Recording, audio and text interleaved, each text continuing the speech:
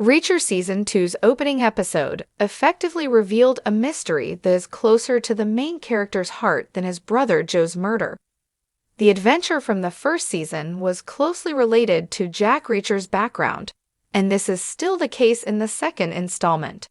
Being a former special investigator for the Criminal Investigation Division of the U.S. Army, he is facing a new threat to his remaining family.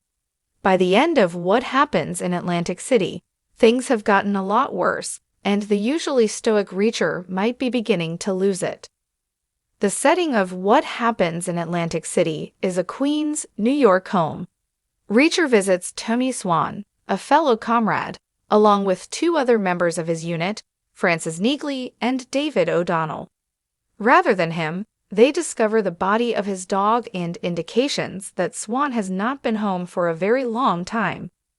Reacher makes the costly assumption that Swan is as dead as his dog, which would have cost him when he went to confront the person he believed to be involved. To dispel any doubt that Reacher isn't a program about a superhero, he gives a car that has been pursuing them such a severe kick to the front bumper that the airbag goes off. Rather than taking down an accomplice in the scheme to undermine the special investigators, he fractured New York Police Detective Gaetano Russo's nose. Both O'Donnell and Neagley referred to Reacher's own training as evidence that this was a mistake, emphasizing the risk of making assumptions and failing to notice important nuances. Jack Reacher was first presented in Season 1 as a lone wolf hero akin to Batman, however, without the Dark Knight's dislike of guns or murder. In his most recent adventure, Reacher finds himself surrounded by a group of people who know him considerably better than his Margrave police comrades. Reacher is not quite the same person anymore, whether it's as a result of his friends' deaths or a testament to his team's competence. He reacts to everything around him with ferocity rather than consideration, making him more of a wrecking ball. Reacher is uneasy for a different reason when Carla Dixon, a fellow veteran of the 110th MP Special Investigations Unit, joins the trio as a quartet. The 11th book in Lee Child's Reacher series, Bad Luck and Trouble, serves as the basis for this season. He gives Dixon a hug and even gives her a little spin in that tail. He is more subdued in the Prime Video series.